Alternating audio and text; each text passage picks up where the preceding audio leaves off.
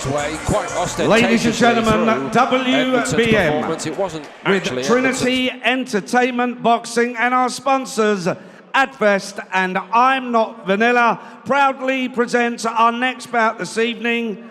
It's a 6 3-minute rounds contest in the light heavyweight division. Firstly, out of the red corner, with 8 wins, 1 by way of knockout and 5 losses, weighing in 176 pounds and 2 ounces. And tonight, he wears the black shorts. Please welcome from Chorleywood, Hertfordshire, Ryan Maycock.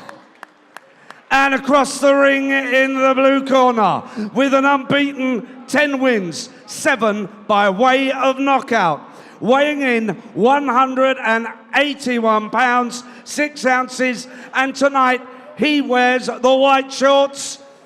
Please welcome from Nottingham, Ezra the Cannon Taylor. Your referee in charge is Sean McAvoy, now giving his final instructions.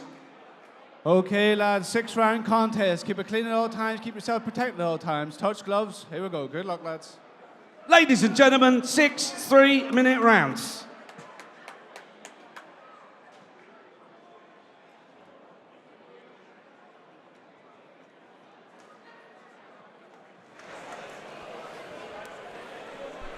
Ezra Taylor always looks the business in the white kit with the shiny, new-looking red gloves, and needs to keep on looking the business when the first bell goes. Light heavyweight contest. It is a 6-rounder against the KG southpaw Ryan Maycock. Taylor knows that there are some major opportunities almost within touching distance, maybe even against Louis Edmondson, British and Commonwealth title holder at the moment, but it's a division stacked with top-level British operators on the world scene, and they're all potential targets for Taylor. Let's see tonight, Rich, how sharp he's going to look. This looks like a business-like beginning, doesn't it? Yes, indeed. In his last contest, then he had a KO in the first round, didn't he, against Kristaps Bullmeisters back in November, Paul.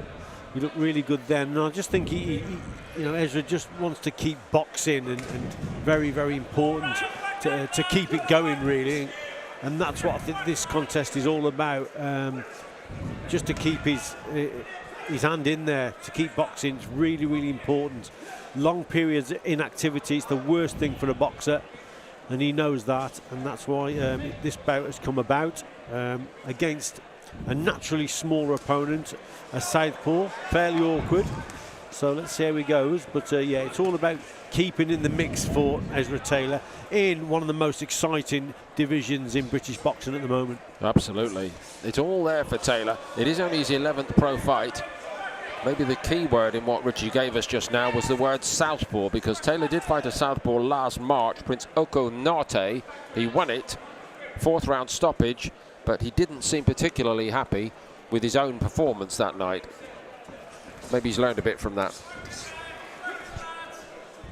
The little half steps tell me he has learned a bit, Richie, early on.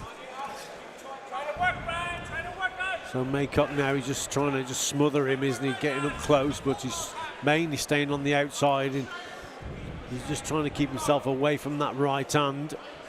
And that's why he's always sort of going backwards, Maycock. It's difficult then to deliver that shot. I think Taylor has got to try and bring him onto it, and he just doesn't. He's all over the place, Maycock, at the moment, very ragged indeed.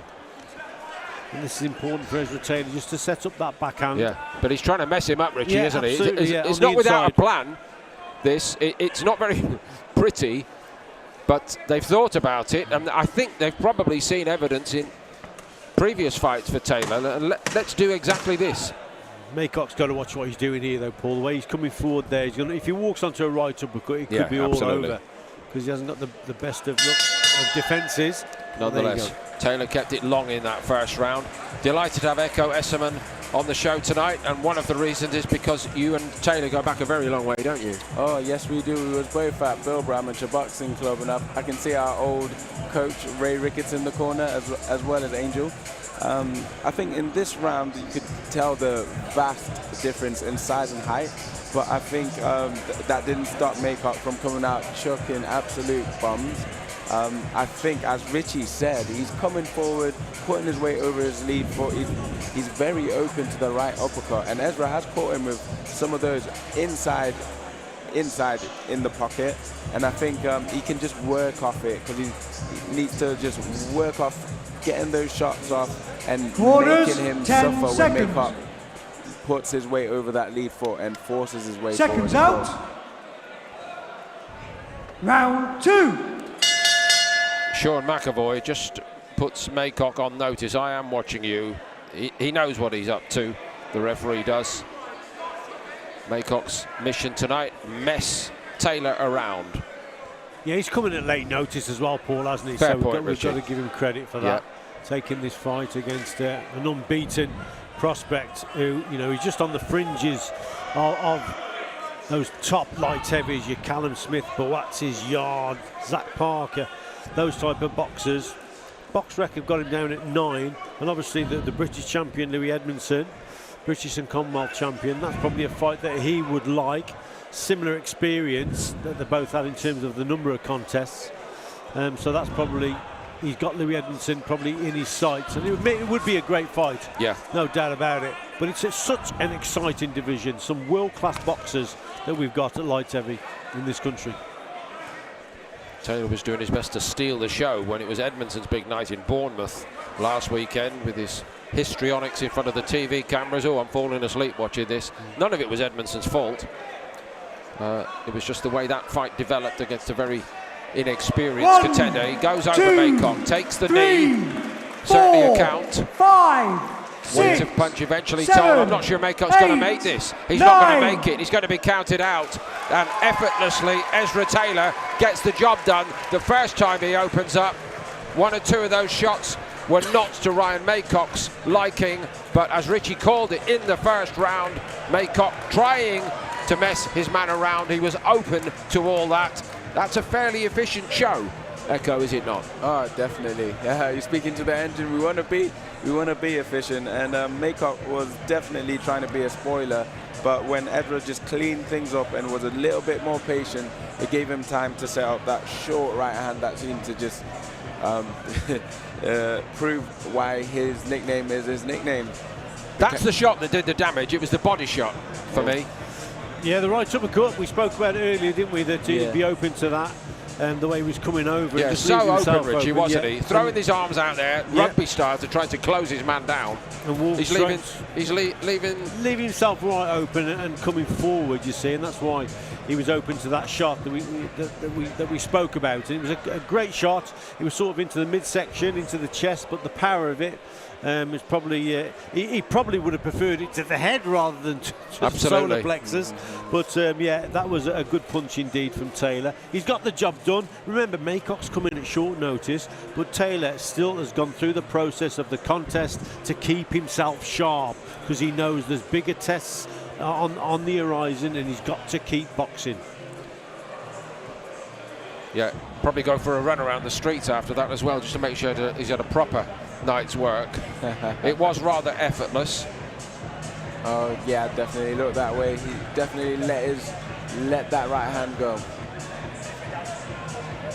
A lot of energy still to burn off the way it did finish there.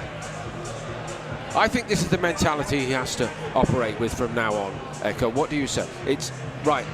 The fight is coming up. I've got to be there, got to be ready, got to show I want to work. Back to you in a moment. Here's Mark Burdis.